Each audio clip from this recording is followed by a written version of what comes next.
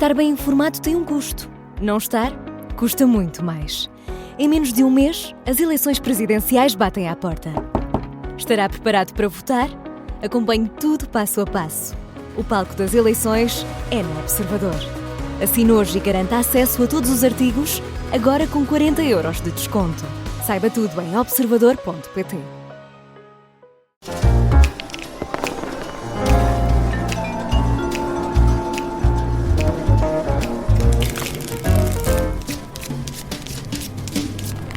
Os protagonistas do costume, vivos e mortos, entraram na primeira semana da campanha eleitoral para as presidenciais do dia 18 e o ano mudou sem mudarem os problemas, com os candidatos a Belém a criticarem e muito o governo, a Ministra da Saúde e o atual Presidente da República, à exceção de Marcos Mendes, o candidato apoiado por PSD e CDS. Balanço da primeira semana de campanha e o sprint final para a primeira volta desta eleição renhida são cartas para a jogada da semana, do Fora do Baralho, na segunda parte.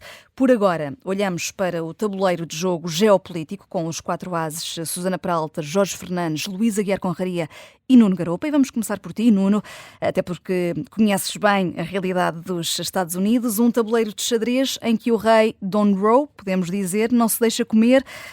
Donald Trump nem sequer deixou aquecer o ano, falou a sério e poucos ligaram desde o início do mandato, quando dizia que ia mudar o nome do Golfo do México para o Golfo da América e já apontava a mira à Groenlândia, entre outros alvos. Falou a sério e ninguém ligou, Nuno. O mundo tem de se convencer que as ameaças são mesmo consequentes? Olá a todos. Eu penso que não há ameaças, há sim uma realidade concreta. Nesse discurso, Trump anunciou uma nova ordem internacional. Não foi só a questão do nome do Golfo do México para o Golfo da América, mas ele disse nesse discurso, várias passagens, que o seu modelo de presidência era o presidente McKinley. Como as pessoas não sabem bem quem foi esse presidente, ele não foi só o presidente do proteccionismo, o presidente McKinley. Foi também a pessoa que fez a maior expansão territorial dos Estados Unidos no final do século XIX. Vamos lembrar, foi ele que fez a anexação do Havaí, da Samoa Oriental e da Ilha Wake no Pacífico, e fez a incorporação de Cuba, Puerto Rico, da Guam e das Filipinas, depois da derrota espanhola em 1898. Portanto, isso estava claro. Ele estava a falar de expansão territorial. Agora, a questão da Groenlândia, neste momento, eu acho que ainda não está muito claro como é que vai acabar. Porque a maioria republicana no Congresso prefere uma solução negociada. Trump prefere anexação territorial, como se fez com o Alasca, com o Havaí e com o Porto Rico. Precisamente, como ele disse nesse discurso, para evitar aquilo que ele acha que são os erros do passado, que foram as concessões no Panamá, em Cuba e na própria Venezuela, que depois os Estados Unidos perdeu. Ou seja, Trump quer uma solução irreversível. Agora, eu acho que a Europa percebeu isso desde o princípio. Simplesmente apostou numa estratégia de empurrar com a barriga. Ou seja, a Europa acha que este ano Trump perde as midterms, em 28 esta linha ideológica é substituída por uma linha ideológica mais tradicional e, portanto, havia só que empurrar com a barriga durante 2, 3 anos e íamos lá. Não é uma estratégia idiota, na minha opinião, simplesmente é arriscada. Para terminar, só queria dizer uma coisa. Há muita crítica que ouvi a líderes europeus e a partidos europeus que também é demagógica, porque dizer a Europa está submetida aos Estados Unidos, temos que fazer bravatas, temos que ir contra os Estados Unidos, mas isso tem custos. E não é possível dizer ao mesmo tempo vamos contra os Estados Unidos, mas não vamos mudar nada. O contrato social é o mesmo, os problemas sociais são os mesmos. Não. Se vamos fazer bravatas, se vamos ter outra estratégia, o eleitorado tem que estar disposto a pagar os custos significativos dessa estratégia. E mais à frente já vamos olhar até para a carta que trazes aqui a propósito da reação do governo português e do Ministro dos Negócios Estrangeiros à captura de Nicolás Maduro, este precedente que foi aberto aqui na Venezuela. Mas primeiro deixa-me chamar aqui a Susana Peralta. Susana, porque a propósito desta nova ordem mundial já havia muitos alertas, muitos também da própria boca de Donald Trump. Um mês antes do ataque à Venezuela, assinalava o aniversário 202 da tal doutrina Monroe, dizendo com todas as letras que iria exercer ativamente uma política de América primeiro, de paz através da força, que ficou clara dias depois, quando foi conhecida a nova estratégia de segurança nacional dos Estados Unidos. Daqui para a frente será ainda mais a lógica do forte poderio norte-americano sobre os fracos? A NATO corre até o risco de se desintegrar? Quer dizer, a lógica de Donald Trump agora na Venezuela nem sequer é uma lógica, vai para além da lógica dos fortes do poderio norte-americano sobre os fracos. É uma lógica puramente imperialista, porque quando ele diz que tomou conta do regime, enfim, conta do regime venezuelano, através de um fantoche que é vice-presidente do Nicolás Maduro, portanto apropriando-se toda a máquina repressiva de Nicolás Maduro, da máquina de Estado efetiva daquele regime ditatorial e sanguinário, e diz que vai construir ou reconstruir uma infraestrutura para a extração de recursos naturais daquele país, e depois vai para a sua rede social dizer que todo o dinheiro que a Venezuela, enfim, que for ganho com o petróleo venezuelano, ele vai construir uma infraestrutura para extrair petróleo, para vender petróleo, e depois a Venezuela vai comprar apenas produtos fabricados nos Estados Unidos da América, peço desculpa. Claro que é muito difícil, de facto, depois colocar isto em prática no terreno, mas isto é uma manobra de chantagem gigantesca. O que isto quer dizer é que ele vai, no fundo, usar o seu poder, que não é, isto é colonialismo puro, junto das autoridades venezuelanas, para equilibrar um pouco a balança comercial dos Estados Unidos, portanto, exportando mais, não é? Isto é uma coisa verdadeiramente escandalosa. Portanto, para responder à tua pergunta sobre a NATO, aí já não tem tanto a ver com a Venezuela, tem mais a ver com a questão da Groenlândia. Hoje, esta semana, não se falou de outra coisa do que da Groenlândia.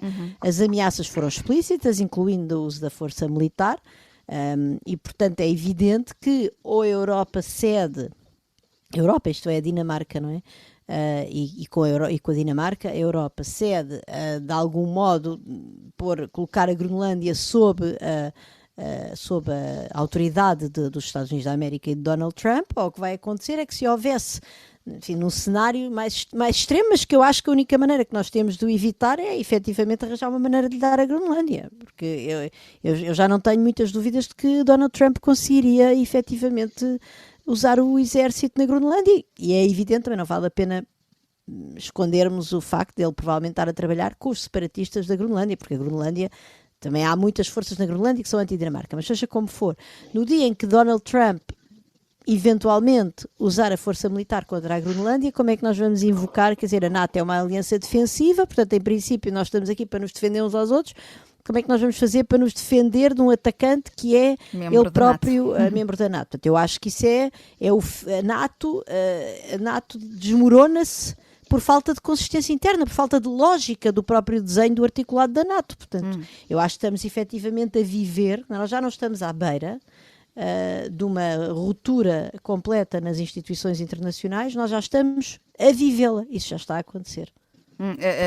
Luís, a Groenlândia pode ser o preço a pagar, pode ser assim tão simples ceder a Groenlândia a Donald Trump, e isso pode abrandar os ímpetos do presidente norte-americano, ou antevês que não? Bem, quer dizer, a ideia é que aquilo que eu penso que vai acontecer na Groenlândia é mais ou menos o que a Susana disse, que é nós fazermos tantas cedências, nós, Europa, e nós, Dinamarca, incluindo aqui a Dinamarca no nós fazermos tantas cedências em que basicamente Trump e os Estados Unidos põem lá tudo o que precisam e tudo o que querem, e nós fingimos que somos nós, novamente Dinamarca, fingimos que somos soberanos da Groenlândia. Mas de facto há aqui uma situação complicada, e nós não conhecíamos bem isto, quer dizer, nós só há uns meses para cá começámos a ler algumas coisas sobre a Groenlândia. Pelo menos, quando digo nós, aqui sou eu, não sei como são as leituras de outras pessoas. Mas de facto a Groenlândia tem lá meia dúzia de pessoas, e de facto também se estavam a organizar para ter um referendo para eventualmente ter independência. Eu nem sequer estou a perceber muito bem qual é o papel da Europa, qual seria o papel da Europa e da NATO e de tudo, caso a Groenlândia votasse pela independência. Nesse caso estamos a defender o quê, se fossem independentes? Portanto, eu acho que neste caso percebemos que querem ser independentes da Dinamarca, mas também não querem ser dependentes dos Estados Unidos, ou pelo menos... Certo, mas isso está bem, mas se eles forem independentes da Dinamarca, isso passa a ser um problema dos 50 mil pessoas que lá vivem. Sim. Não é? Enquanto não se forem independentes enquanto que, ao não serem independentes da Dinamarca, isto é um problema a toda a União Europeia. É um problema de centenas de milhões de pessoas. Se forem independentes, são 55 mil. E eu, de facto, não me atravessaria e não iria para a rua, quer dizer, não... não iria combater um exército como o americano por causa de uma ilha com 55 mil pessoas. Jorge Se Fernandes... fosse independente, sendo um país europeu, é diferente. Quer dizer, também não ia entrar em guerra com os Estados Unidos, mas se calhar iria esperar outro tipo de atitudes nossas. De facto, muito se falou sobre a Groenlândia esta semana, sendo que o Presidente foi aberto com a captura de Nicolás Maduro, e tu, Jorge Fernandes, que costumas ser um crítico acérrimo de Donald Trump, lanças hoje aqui uma carta de ouros, porque, no teu entender, fez uma conferência de imprensa bastante honesta.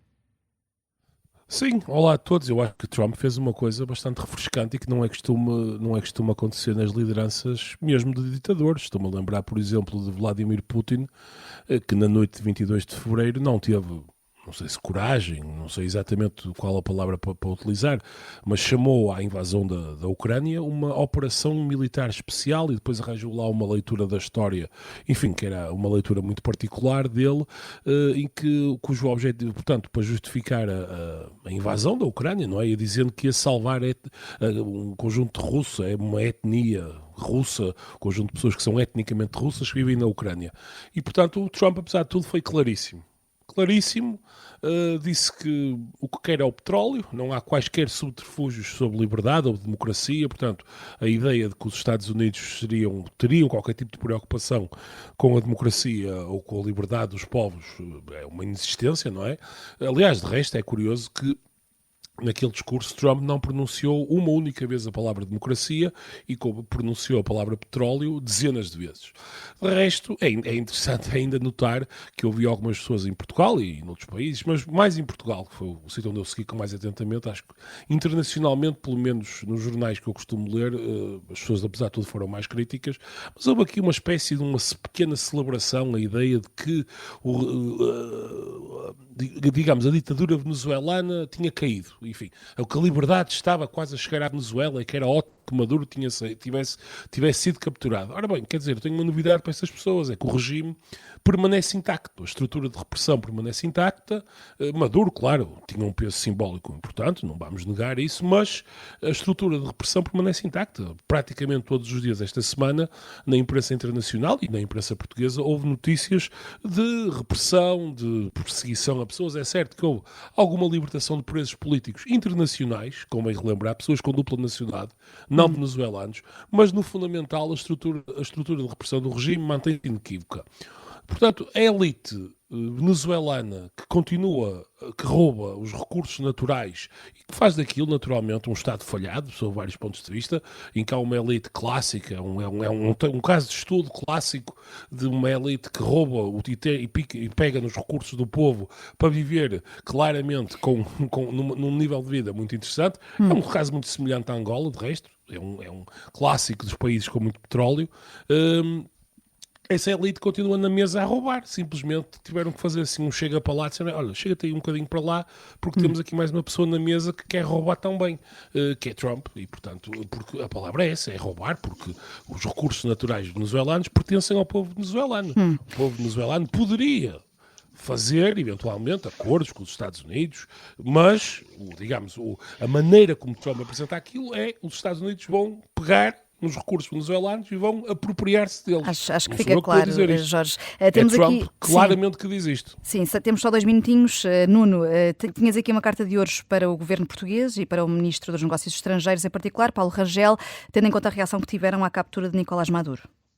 Sim, eu acho que houve aqui 2 críticas diferentes. Uma, eu acho e concordo, que é, no fundo, que a posição portuguesa não seguiu o modelo de outros países como a Finlândia ou a Holanda, onde depois de se elogiar o povo venezuelano e celebrar o fim político do ditador, se deveria ter acrescentado qualquer coisa como os finlandeses fizeram, porém todos os países devem respeitar e acatar o direito internacional, a preservação do direito internacional é de vital interesse e a linha condutora da nossa política exterior. Isto é uma crítica que acho razoável ao Ministério dos Negócios Estrangeiros e ao governo português. Agora, a crítica que se ouviu mais à esquerda, de que se deveria ter seguido a Espanha e a coligação que a Espanha liderou com o Brasil e o México, porque são as potências que nos são mais próximas, esse sim parece-me que é uma crítica errada, porque é uma minoria na América Latina, neste momento a grande maioria da América Latina apoiou a intervenção de Trump, a Argentina, o novo governo do Chile, Peru, Equador, Bolívia, Paraguai, El Salvador, Costa Rica, República Dominicana, Trinidad e Tobago e mesmo o Panamá. Portanto, a maioria da América Latina pôs-se ao lado de Trump e os interesses portugueses e espanhóis são completamente divergentes na Venezuela. porque os interesses portugueses é proteger a comunidade na Venezuela, que foi muito vitimizada pela ditadura. O governo de Sánchez tem dois objetivos: proteger os seus investimentos económicos na ditadura de Maduro e proteger e acautelar a posição do ex-presidente Rodrigo Zapatero, que neste momento não se sabe se vai ser mediador ou se vai ser julgado nos Estados Unidos. E, portanto, não podemos confundir a posição portuguesa com a posição espanhola. Sim, sendo que Sánchez até se ofereceu esta sexta-feira para mediar essa transição na Venezuela. Ainda no final desta primeira parte, 2 de copas, Luís, porque tens o teu coração partido com Maria Corina Machado, a líder da oposição a Maduro. Portanto, a senhora, quer dizer, a posição dela é um bocadinho paralela à de Marcos Mendes, parece-me, que estão há 10 anos a preparar-se para ser presidentes dos seus países. Claro que ela com muito mais sacrifícios que ele, não há qualquer comparação, e tiveram 10 anos a preparar-se, as coisas pareciam estar a correr bem. A Corina Machado até teve a sua legitimidade acrescida com o Prémio Nobel, depois vê o líder do seu partido, do seu país, a ser raptado. Quer dizer, quando estava ali mesmo pronta a ser presidente, de repente tiram-lhe o tapete, como parece ter sido o caso com Trump a dizer-lhe que ela não tinha o apoio do povo. Portanto, parece que lhe estão ali a tirar o chupa-chupa exatamente no momento certo e dá uma certa pena. Olha, mas fizeste aí uma comparação e uma boa ponte para a segunda parte do Fora do Baralho, a jogada da semana, já a seguir.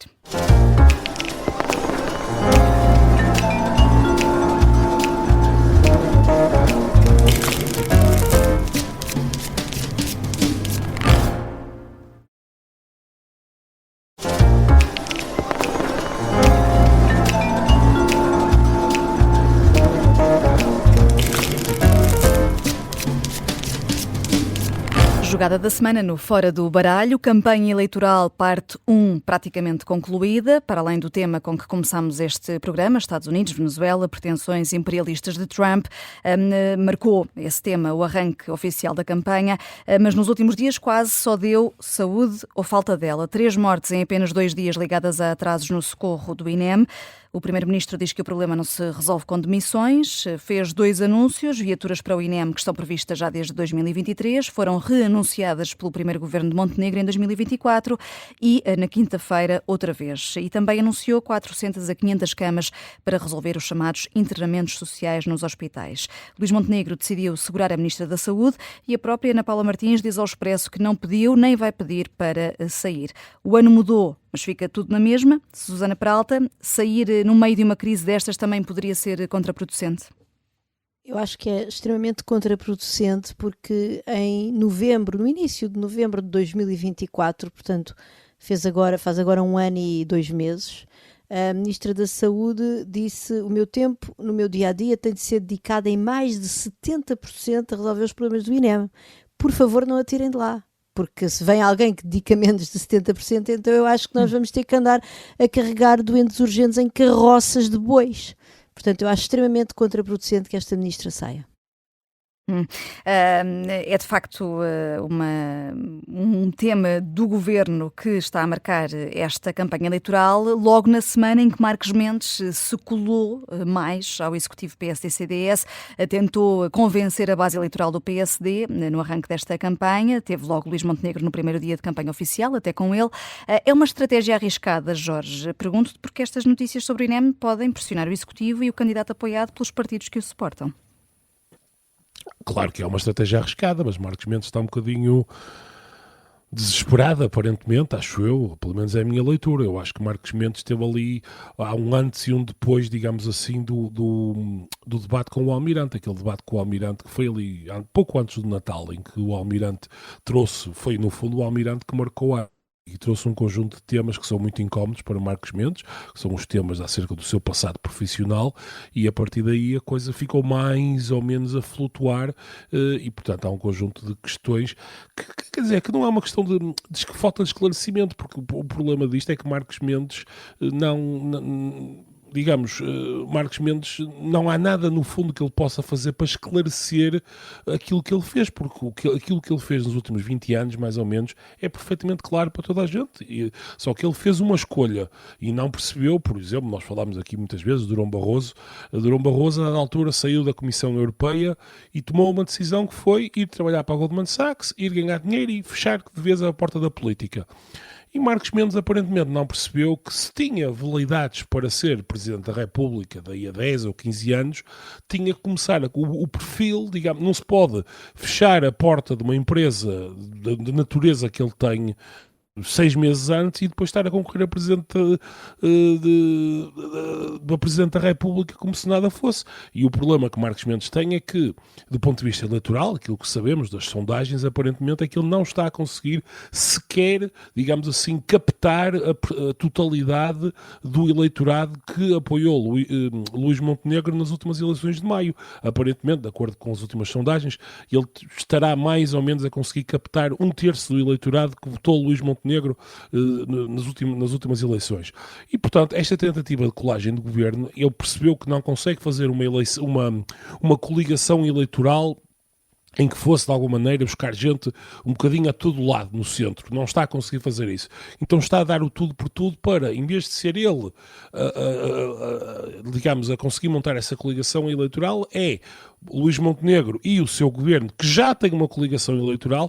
Eu penso que haverá aqui um esforço na próxima semana de ser o próprio governo, no fundo, a tentar eleger um Presidente da República, e isso, claro, tem implicações, quer dizer, será esta a lógica do governo tentar eleger um Presidente da República e Luís Montenegro, Hugo Soares, toda a máquina do PSD, no fundo, tentarem dar um toque a rebate para, no fundo, mobilizarem aquele eleitorado que votou neles e dizerem: nós precisamos, o nosso projeto político para Portugal precisa de um Presidente da República. De outra maneira, o projeto político que nós temos, de eventuais reformas políticas, económicas, sociais, poderá ficar em risco. Isto, claro, tem grandes consequências para Marcos Mendes. Se eventualmente ele chegar a Presidente da República, ficará necessariamente diminuído do ponto de vista político, porque todos os presidentes têm sempre uma família política, mas isto será a ideia de que ele poderá ser o Presidente de todos os portugueses.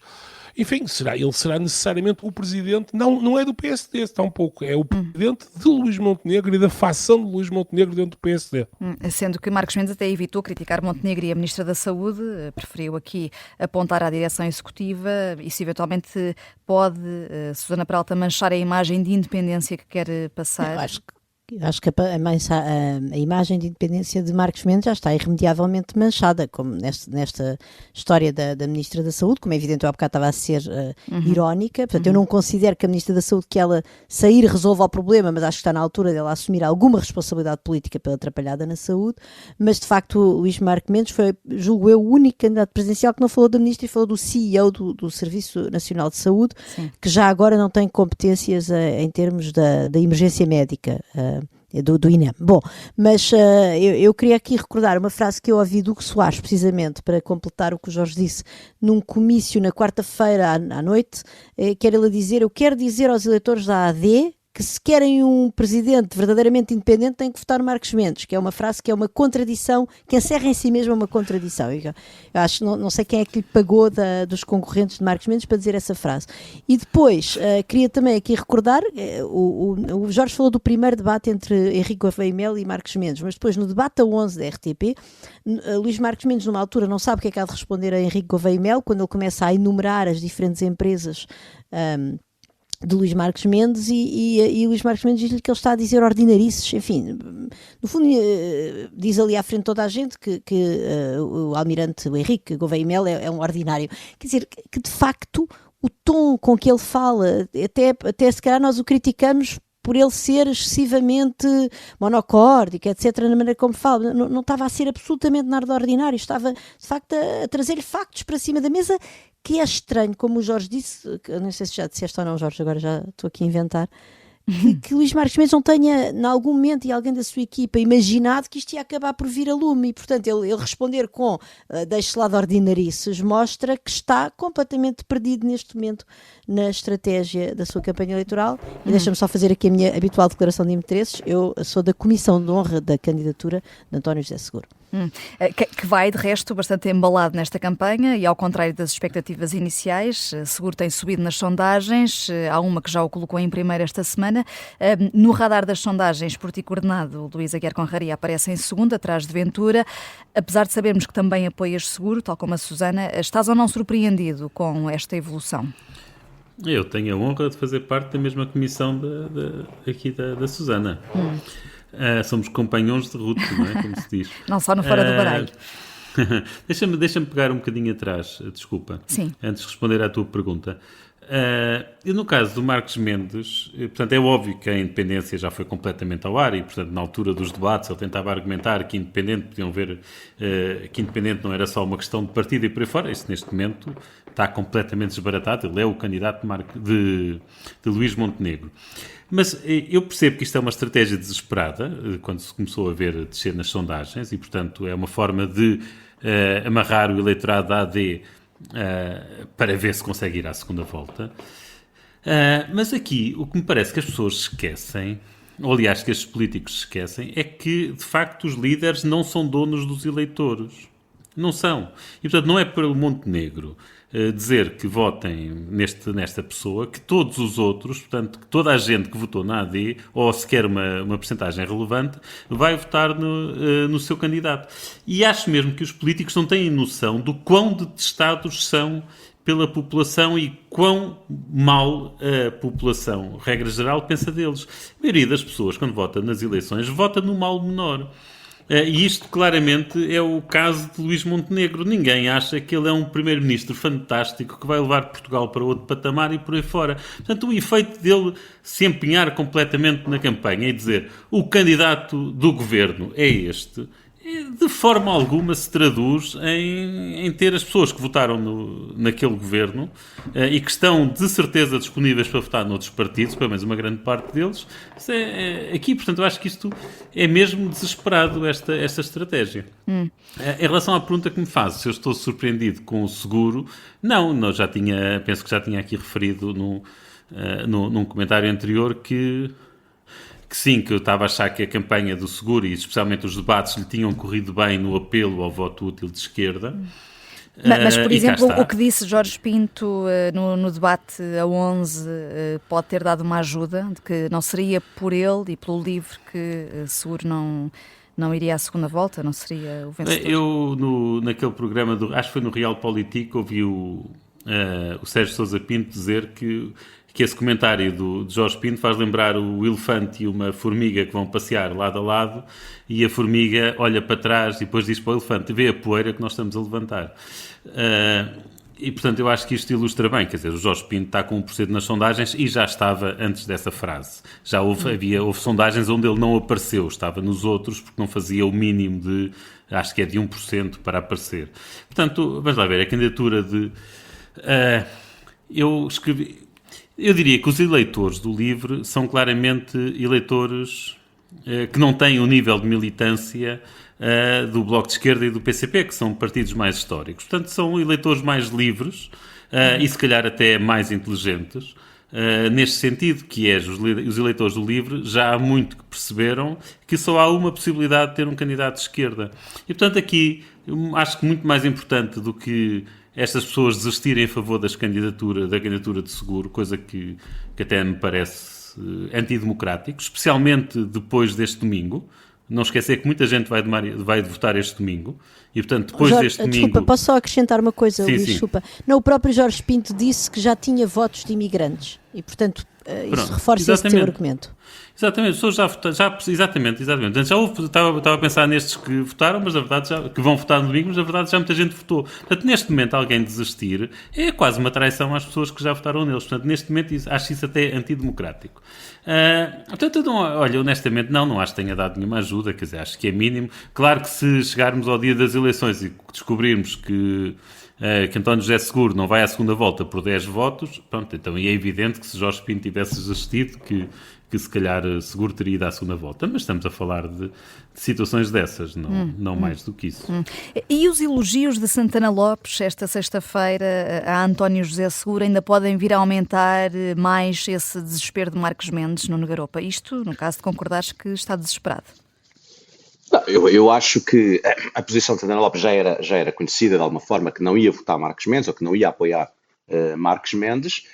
Eu acho que isso é um reflexo da situação em que se encontra a campanha de Marcos Mendes, que há vários ex-líderes do PSD que não apoiam Marcos Mendes. Sabemos que Passos Coelho também não apoia e sabemos que Rio, pelo menos esses dois, não apoiam. Mas, de qualquer maneira, eu penso que aqui a questão que se coloca agora é até que ponto o governo vai ou não vai tocar a rebate na próxima semana. Eu concordo com a análise que foi feita, em particular pelo Jorge, que é um pouco o desespero final. Isto é um problema que tanto o Jorge como a Sónia Luís não levantaram. É que se o governo, na próxima semana, fizer disto um referendo ao governo, que é isso que se começa a avolumar, ou seja, o que está em causa é o projeto deste governo, se ganhar, é um grande resultado. Se Marcos Mendes não conseguir fazer a segunda volta, é uma derrota de Marcos Mendes, mas é uma derrota monumental do Primeiro-Ministro. E isso tem implicações políticas. Eu não vejo como é que o Primeiro-Ministro, Hugo Soares e a máquina toda do PSD pode fazer na próxima semana disto um referendo ao governo para tentar mobilizar o eleitorado da AD e depois na noite eleitoral se perderem e dizerem nós não temos nada a ver com isto, olha, foi um ups, aconteceu. Portanto, aqui há um risco muito, muito grande, na minha perspectiva, do governo se meter nisto a sério e ter um revés muito grande no domingo da próxima semana.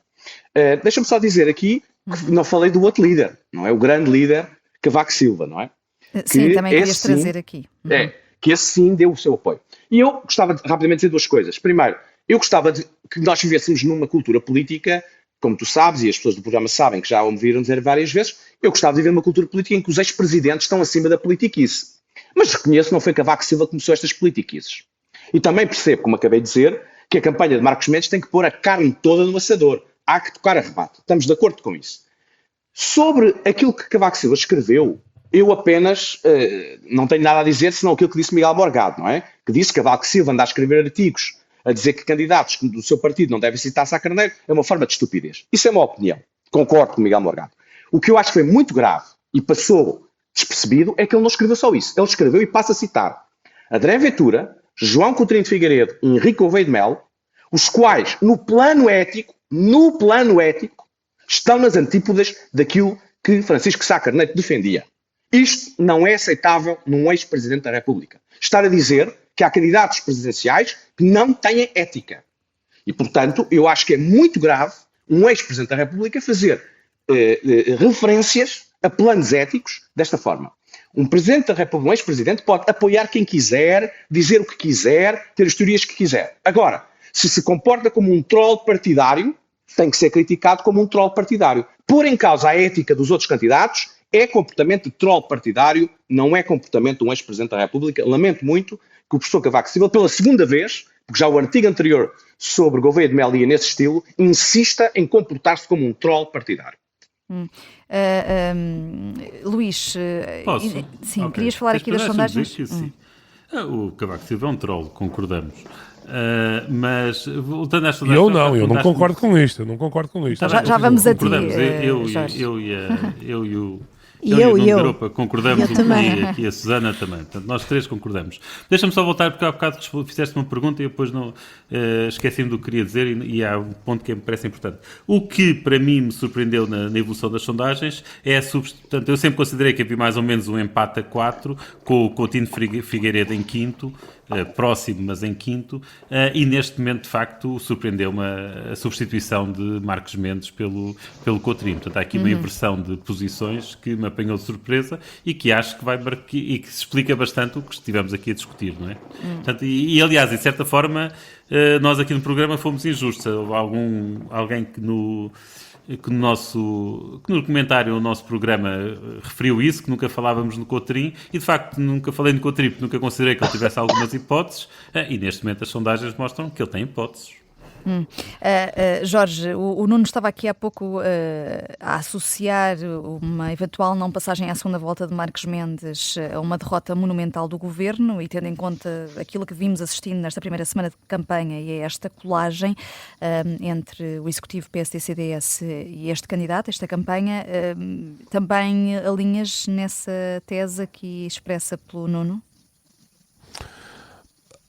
Alinho com um pequeno qualificador, digamos assim. Acho que nesta primeira semana de campanha, Luís, acho que o PSD, digamos assim, ou o governo, melhor dizendo, não foi ainda longe demais. Isto é, Luís Montenegro apareceu uma vez na campanha eleitoral, penso que logo no início, Hugo Soares também, enfim. Portanto, isto foi, digamos, ainda dentro de um plano de razoabilidade.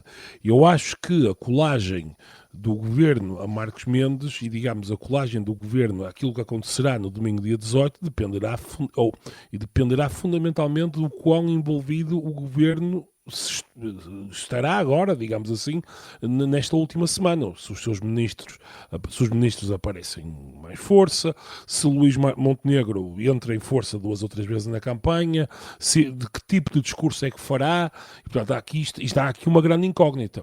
Claro que o problema disto é que é tudo um risco muito grande, porque o governo tem aqui, se por um lado se entrar a todo o gás na campanha, eu admito, claro, que pode ainda ajudar Marcos Mendes, não duvido disso, mas por outro lado, arrisca-se a que aconteça o que acontecer a Marcos Mendes, se houver, no caso de derrota, naturalmente Luís Montenegro será um dos grandes derrotados da noite e, portanto, mandaria à prudência que um primeiro-ministro, em princípio, nesta circunstância, especialmente dado o campo político tão partido como ele está, tão fragmentado, mandaria à prudência que o Primeiro-Ministro se resguardasse e tivesse uma posição mais institucional e de resto deixasse o Presidente, até porque na tradição portuguesa o Presidente da República não é uma figura partidária, no sentido, por exemplo, como é em França, em que é claramente um líder de facção, um líder de um bloco partidário e, portanto, mandaria à prudência que Luís Montenegro se resguardasse,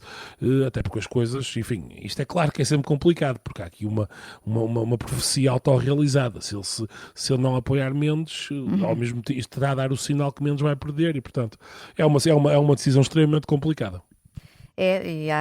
São cartas também que Luís Montenegro tem de jogar ou não na próxima semana. Ainda falta uma semana de campanha para essas presidenciais de 18 de janeiro. O voto antecipado é já este domingo, dia 11. Há mais de 218 mil inscritos. Domingo, precisamente, voltamos para lançar mais cartas. As dos ouvintes. Vai ser o Jorge Fernandes, precisamente, a responder a quem nos escreve para foradobaralho@observador.pt ou via WhatsApp para o 91002 41 85. Podem enviar mensagem escrita ou por áudio. Eu sou a Joker Vanessa Cruz. Muito bom fim de semana para todos.